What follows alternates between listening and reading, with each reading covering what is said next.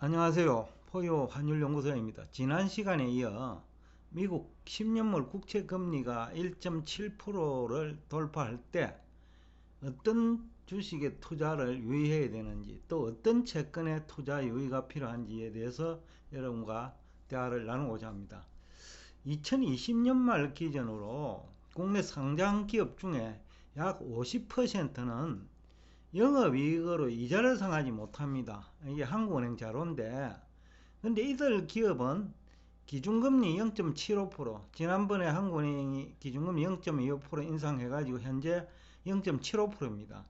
그런데 이들 기업이 부담하는 실제 금리는 8 내지 10% 정도 돼요. 근데 이들 기업이 어디에 많이 이제 있냐 하면요, 코스닥 시장에 대부분 많이 등록돼 있어요. 그런데 이제 2022년에는 지난 1년 동안 코로나 사태로 너무 어려웠기 때문에 이들 한계 기업이 아무래도 증가할 것이 예상됩니다. 근데 이제 이들 기업이 이제 금리가 만약에 1.75% 미국 금리입니다. 미국 금리가 이제 올라도 우리나라에 영향을 주기 때문에 이제 제가 얘기하고, 또 하나는 미국 증시와 우리 한국 증시가 동조화 현상을 보이잖아요. 그런 것도 있고 해가지고 이들 기업이 주가가 동시에 나스닥 주가가 하락하면 우리는 이 코스닥 증시도 하락하는 경향이 있거든요. 그래서 이제 미국 10년물 국채 금리가 1.7%를 돌파할 경우 아마 이번 주 중에 돌파할 수도 있고 늦어도 이달 말에는 돌파할 것 같거든요. 그러면 이제 미국 증시뿐만 아니라 국내 증시도 추가적인 조정이 있을 거로 예상됩니다. 물론 정권시장 이해관계자들은 아니라고 하겠지만은, 근데 이제 정권시장 이해관계자들 얘기를 지금은 굉장히 한 번 더 체크를 해야 됩니다. 쉽게 하면 돌다리도 두들겨 가면서 걷는 심정으로 정권 전문가들 하는 얘기를 들어야 됩니다. 지금과 같은 시기에는요, 작전 세력이 등장합니다. 물론 이제 정권 전문가들 중에는 본인이 주식 투자하고 있는 사람도 적지 않을 거고요. 아니면 본인이 안 하더라도 남의 이름으로 할 수 있고 가족 이름으로, 그럴 경우에는 이제 본인들도 성장주에 투자해가지고 물려 있을 수 있어요. 그러면 이제 모럴 해저드 현상이 나타나거든요. 쉽게 하면 도덕적 해이 현상이 나타난다는 거죠. 자기를 이익을 위해서. 그러니까 무늬만 성장주를 사놓고 그 주식이 이제 물려버린다는 거죠. 금리가 오르면. 그러면 그 주식에서 자기가 빠져나가기 위해서라도 그 주식을 추천하거나 그런 일이 발생합니다. 과거에 그런 사례가 있었거든요. 증권회사 추천 종목을 사면 안 되는 경우도 있어요. 왜냐하면 증권회사가 가지고 있는 주식 팔기 위해서 추천하는 경우가 간혹 있거든요. 간혹이 아니라 우리나라 정권 전문가들 행태를 보면 365일 좋다는 얘기만 하잖아요. 그렇기 때문에 그런 일이 아마 일반화될 수 있어요. 특히 이제 금리가 큰 폭으로 상승하는 시기에는 양극화가 일어나거든요. 정권시장 내에서. 그러니까 금리 부담이 높은 기업은 이제 한계 기업으로 전락할 수 있기 때문에 양극화가 된다는 거죠. 특히 이제 우리나라 정권 전문가들은 성장 주식이라는 이름으로 그 주식을 지나치게 이제 높은 수준까지 유도하는 거거든요. 그래갖고 자기가 뭐 엄청난 실력이 있는 것처럼 해가지고 몇 프로 수익률 냈다라고 홍보를 하는 거죠. 그런데 지금과 같은 금리 상승 국면에서는 뭐 기준금리 중요하지 않습니다. 시장금리 오르기 때문에 미국이 나스닥 주가 내리는 거거든요. 시장금리가 상승하기 때문에 미국의 회사채 금리가 상승하는 거예요. 시장금리가 상승하기 때문에 긴축효과가 나오는 거예요. 시장금리가 상승하기 때문에 채권시장 양극화가 나타나는 거거든요. 그래서 제가 기준금리 얘기하시는 분들은 금리에 관한 실력이 그렇게 있는 사람이 아니다 라는 얘기를 하는 이유입니다. 자, 그리고 이제 여러분들이 주의해야 될 것은 양극화 현상 때문에 새로운 이제 시장 질서 재편이 일어납니다. 어저께도 시장금리가 미국에서 6%를 돌파하는 순간에 그 나스닥 지수가 무너지기 시작했거든요. 근데 지금 현재 이 방송을 하는 시간에 지금 오늘 아마 1.7%를 돌파할 수도 있을 것 같거든요. 이 경우에는 코스닥 시장도 뭐 나스닥 시장과 함께 다시 한번 조정을 받을 가능성이 높고, 지금은 이제 정권 전문가들이 성장주 중심으로 했는데 사실상 이 성장주가요, 찾아보면 실적이 엉망인 주식이 참 많습니다. 그래서 오늘 아침에 제가 자동차 관련 주식, 전기 자동차 관련 주식을 찾아봤어요. 지난번에 이제 2차 전지 관련 주식은 제가 PR이 100배, 80배라는 얘기를 했잖아요. 그러면 이거는 2년, 3년 정도의 미래를 앞당겨가고 반영한 건데, 그것도 수익이 실현될지 안 될지는 지금은 몰라요. 2차 전지도. 왜냐하면요, 국내에서는 그런 기대감이 있지만은 다른 나라에서 자국이 스스로 반도체처럼 해결해 볼 수 있어요.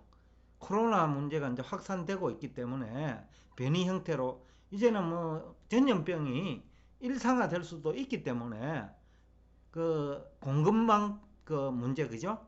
그 문제를 해결하기 위해서 여러 지역에 분산할 수가 있어요. 한국에만 의존했을 때 너무 위험하다는 거죠. 그렇기 때문에 그런 이제 가능성도 배제할 수 없기 때문에 2년까지 앞당겨 가지고 주가 지수가 올라가는 것은 위험하다는 거죠. 특히 시장금리가 상승하는 국면에서는 돈이 이동해 버리면, 지금과 같은 시기에는 이제 사실 앞에서 긴축 효과를 했잖아요. 정권시장 내에서도 긴축 효과가 나타나고, 그러니까 일평균 거래대금이 큰 폭으로 줄어드는 거예요. 그게 긴축 효과죠. 쉽게 하면 고객 예탁금 회전 속도가 늦는 거죠. 물린 사람이 많으니까. 무늬만 성장주에 투자한 사람들은 물려버리거든요. 근데 우리나라에는 그런 사람이 많을 거라고 봅니다. 지난번에 주가 하락 국면에 강제로 청산되는 것을 보면 그 금액이 옛날 험악한 시절에 있었던 금액만큼 많았거든요.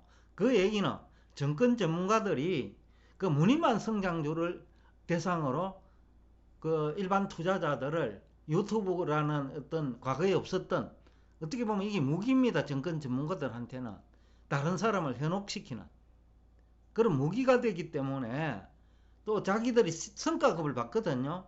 고객을 많이 유치하면. 그러니까 그런 게 많이 있을 거라고 봅니다. 그러니까 과거에 주가가 40%씩 내릴 때 강제 청산되는 금액만큼 지금 강제 청산이 되고 있는 거로 알고 있습니다. 그러니까 지금 정권 전문가들은 지금까지 성장주 주식이 이제 시장금리입니다. 기준금리하고 아무 관계 없습니다. 왜냐하면 코스닥, 나스닥 주가가 기준금리 때문에 상승하고 하락합니까? 시장금리가 상승하니까 나스닥이 붕괴되고 코스닥이 붕괴되잖아요. 은행도 시장금리가 상승하면 대출금리 올립니다. 그래서 제가 기준금리 중심으로 얘기하는 금리 전문가는 누구를 위해서 금리를 얘기하느냐는 거죠. 채권 전문가들은 지금 유튜브 공간에서 금리 전문가로 활동하는 사람만큼이나 금리 관련 지식이 확실해요. 더 많아요. 기준금리 중심으로 그 사람은 업무도 하지 않고 시장금리 중심으로 일을 하기 때문에 수준이 높다라는 거죠. 그런데 이제 주식 투자자를 대상으로 하는 유튜브 공간이고 유튜브 방송이라면, 유튜브 패널이라면 시장금리 중심으로 해야 되는데 그 얘기를 할 능력이 제가 볼 적에는 이제 안 된다고 보거든요. 제가 확인을 이제 몇 차례 했어요. 그래서 이제 지금 현재 오늘 이 얘기를 하는 건데, 이제 우리 코스닥 시장에서 철저하게 성장주를 하더라도 확인을 해야 돼요.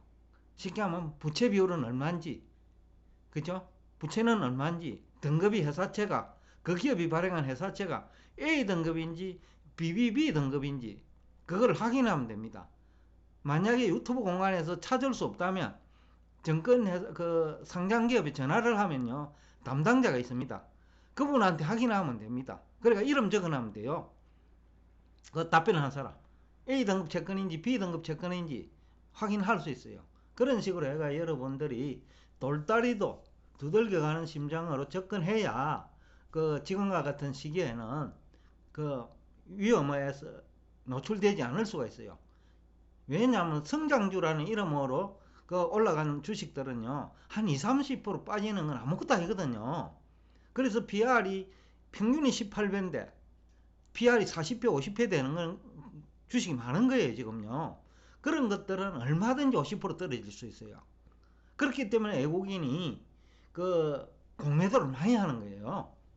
그만큼 안정성도 그 취약하고, 그 다음에 주가 하락할 확률이 높다고 보는 거예요, 외국인 투자자들이. 또 기관 투자자들이 왜 매도를 하겠어요? 지금 시장을 어둡게 보고 있다는 증거거든요. 그것이 바로 과거에 없었던 너무 부채가 많고, 그 다음에 한계 기업이 전체 상장 기업의 50%나 되기 때문에 그렇고, 또 시장 금리와 관련해가 이제 채권이 이제 그 회사채 발행을 많이 한 기업이 있을 거예요. 금리가 낮았기 때문에 자금 조달을 많이 했을 거예요. 여러 가지 수단을 동원해가. 그런 기업들은 금리 상승하면 크게 부담이 되거든요. 오늘 이 얘기를 하는 목적은 이제 시장 금리가 1.75%를 그 돌파하면 상당히 부담이 되는 수준이에요. 근데 이 1.75%가 달리 부담이 되는 게 아니고요. 채권 시장에서 유동성이 동결되는 금액이 많습니다. 장기채가 많아가지고. 한꺼번에 팔락하니 금리가 또 2%, 3% 올라갈 것 같고 어쩔 수 없이 들고 있는 경우도 있거든요. 그럼 돈이 묶인다는 거죠.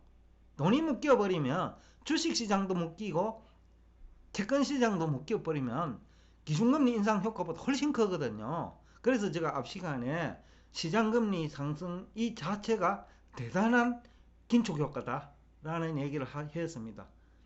다시 한번 강조하지만은 정권 전문가들이 추천하는 종목 그 돌다리도 두들겨가는 심정으로 다시 한번 하게 돼야 됩니다. 지금이 이제 모랄 해저드가 극심한 그런 환경이에요.